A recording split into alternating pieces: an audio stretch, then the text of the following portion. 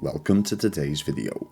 You're listening to Phil of A Haunting Tale, and today we're taking a look at the ghostly stories from the Eastern European country of Poland.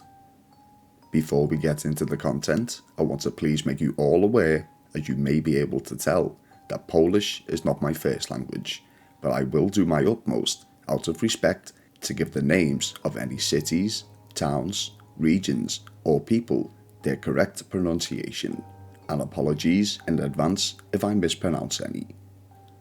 I have 4 separate stories for you today, each with their own terrifying tales of the paranormal. If you enjoyed today's video, please hit like and think about subscribing. It's absolutely free, and turn on notifications too to be the first alerted every time new content is produced. Videos are released on a weekly basis. With that being said, let us begin. The Haunting Tales of Poland. The Zwierzyniecdistrict Sanitarium. The Zwierzyniecdistrict Sanitarium was built in 1908 under the overseeing of its director, Dr. Stefan Miller. It lies deep in the dark forests of Otwock, around 30 minutes drive from the nation's capital of Warsaw. Its original purpose was to serve as an asylum for the Jewish populace, those of whom suffered from extreme nervousness, among other psychiatric conditions and mental disorders. It would embrace common treatment of that time, including electroshock therapy, with a goal of restoring its residents back into society fully treated. In September of 1939, during the beginnings of World War II, Germany, along with the Soviet Union, would invade the country of Poland. They would create what would come to be known as ghettos. The German forces would allocate many of the Jewish citizens to these ghettos, with the sole intention of keeping them all in one area, and later transporting them to their final resting place. In the late of 1940, the asylum continued to operate during the invasion, but conditions would become worse and worse over time. Just under 400 patients were left subject to a slow and torturous death at the hands of the German forces, mostly to starvation due to the lack of provisions and resources. In mid-August of 1942, under supervision, Ukrainian allies of Germany gathered almost 150 of both patients and hospital staff and would slay them where they stood. Their death was at the hands of a firing squad. Those who survived were put aboard trains and sent to a concentration camp a little over 100 kilometers away, known as Treblinka, joining the other remaining 7,000 Jewish occupants of Otwock. There were a few who somehow managed to hide from the German invaders. Some were doctors and nurses who managed to flee to the nearby Warsaw. Others were not so fortunate. The occupants that remained chose to end their own lives, rather than face the brutality they believed would surely befall them. With Zwierzyniecdistrict now uninhabited, the invaders would find a new purpose for the building. Over the next couple of years, young Polish children were taken from their homes and their families and escorted to the asylum. This was, and quote, to Germanize them. Eventually, as the Allies would overcome the German forces and the war was to be won, the invaders would leave the Zwierzyniecdistrict Sanatorium. The structure would somewhat revert back to its original intention, this time primarily treating tuberculosis patients, although still aiding those suffering with mental instabilities, many of whom were young children. Over 40 years later, the sanatorium would function as a residence for those suffering with neuropsychiatric disorders brought upon them by drug addiction. In the mid-1990s, a decision was made to finally close the facility. This is when people believed the hauntings would begin. Those who have dared to trespass through the derelict structure have reported to have heard cries of its former patients, as well as some claiming to have seen spectres roaming the hallways. There's a story of one lady in particular, a nun who had previously worked at the institution, who was diagnosed with schizophrenia and just a few weeks later would take her own life by hanging. Night watchmen who were employed as security would often claim that paintings on the walls would not only move on their own accord, but would even relocate themselves to different locations around the premises. Because of tales such as these, employees would often refuse to work alone.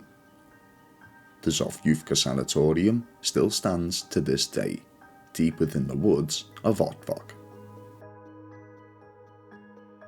The Haunted House. In the city of Krakow, to the more southern region of Poland, just off the trail in the Zwierzyniecdistrict, lies a village, Warsaw. The particular village is known to house the location of a somewhat famous structure, Zwierzyniecki dom, the haunted house. Many who have passed by have noted a particular feeling of terror suddenly fall upon them. This building is easily recognizable. Its surroundings are overgrown with weeds after being left unattended for many years. A gate wrapped in barbed wire protects the land from trespassers. All of the doors and windows are both locked and boarded up, and upon the roof of the structure, plant life has taken over, as shown by trees sprouting through. The tales from the locals are told as follows. Sometime during the 1990s, it is believed that a man, presumably a resident of the home, chose to take his own life by hanging. This would begin a series of both bizarre and terrifying events. The following occupants were that of a married couple who moved into the property, making it their marital home, but after several spooky encounters, the pair would become more and more anxious about their surroundings.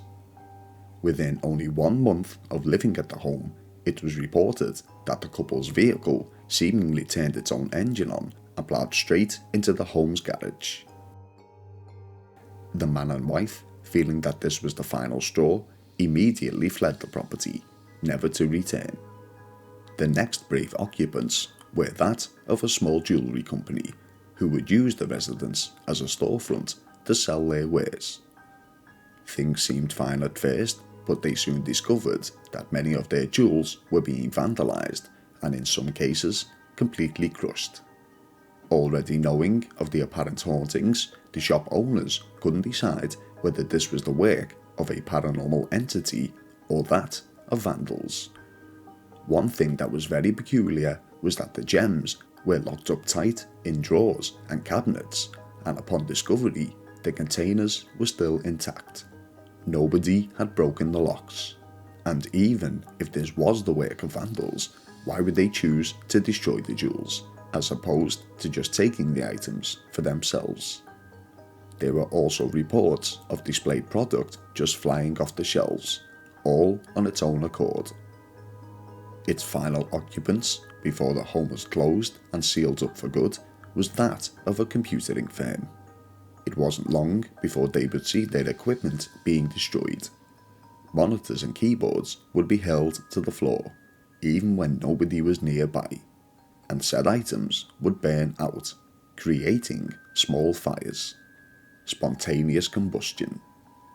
Local residents from the area of Warsaw would claim that during nightfall, lights can be seen in the property and shadows would dance in the windows, even though there was nobody occupying the building.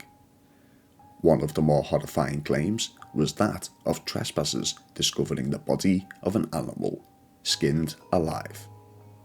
This would later be claimed by a daredevil who left a dog there overnight just to see if the haunting tales were in fact true. The Witches of Zwierzyniecki. The following is only a short story, but a spooky one I'll tell nonetheless. Zwierzyniecki is located in the northern region of Poland, a small city with a population of just under 90,000 residents, ranging just over 15 square miles. This makes it one of the most densely populated cities in the entire of Poland. Even though relatively small, it still has some very interesting historical tales. One of these includes a structure known for its sightseeing attractions, the Witch Tower. This tower was built over half a century ago in the 1500s and was originally part of the city's defence walls.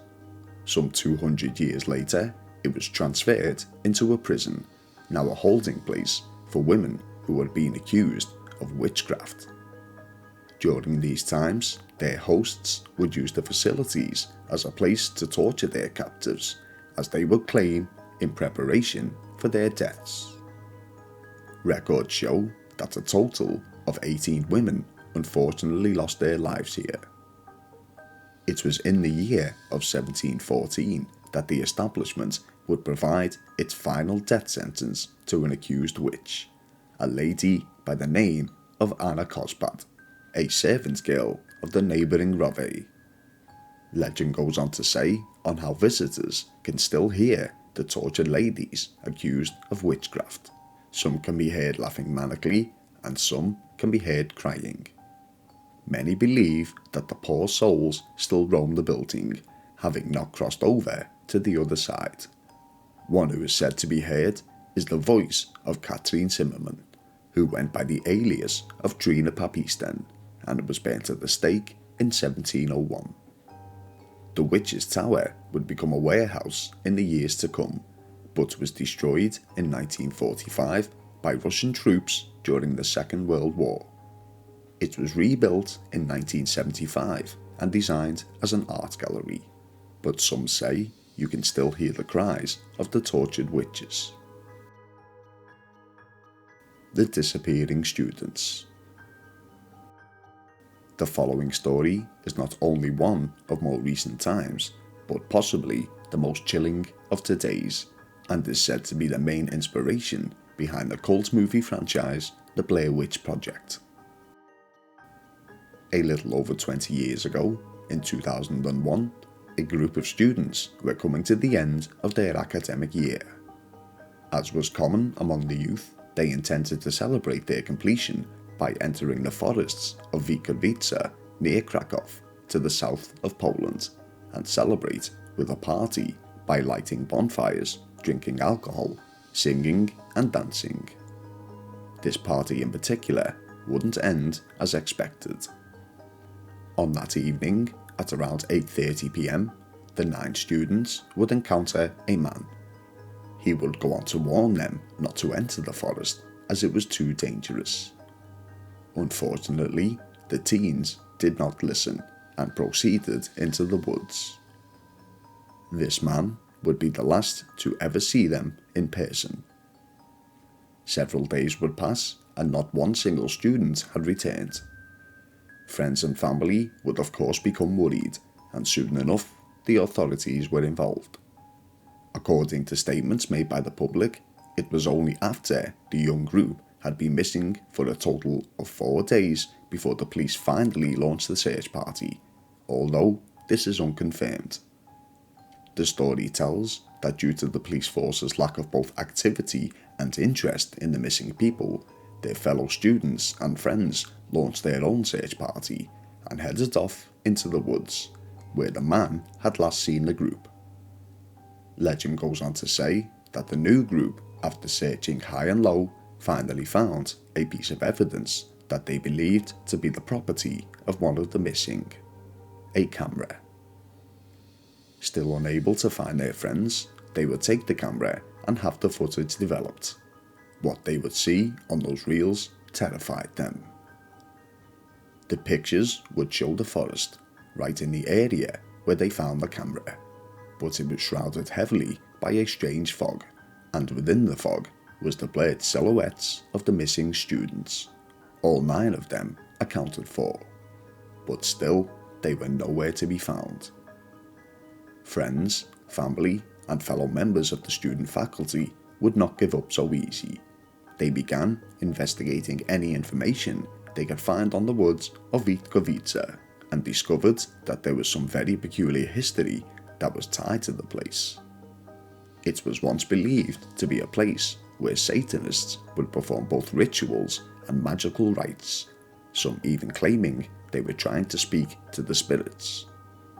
There were reports of local inhabitants whom had mysteriously vanished after entering the woods, and even tales of people dying under very peculiar circumstances. It was said that during these rituals, a strange fog would appear seemingly from nowhere and surround the trees.